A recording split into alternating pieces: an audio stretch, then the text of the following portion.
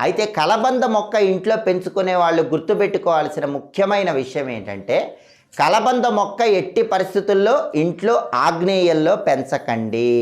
ఆగ్నేయంలో కలబంద ఉండకూడదు. ఈశాన్యంలో కానీ వాయువ్యంలో కానీ కలబంద మొక్కను ఉంచుకోవాలి.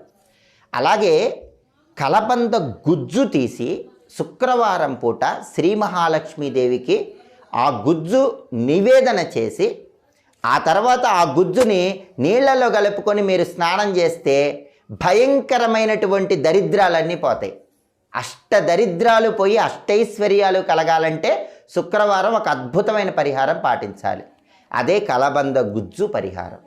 అది కూడా ఎప్పుడు చేయాలి? శుక్రవారం సాయంకాలం ప్రదోష కాలంలో చేయాలి. ప్రదోష కాలం అంటే సూర్యాస్తమయానికి ముందు వచ్చేటటువంటి 24 నిమిషాల కాలాన్ని ప్రదోష కాలం అంటారు.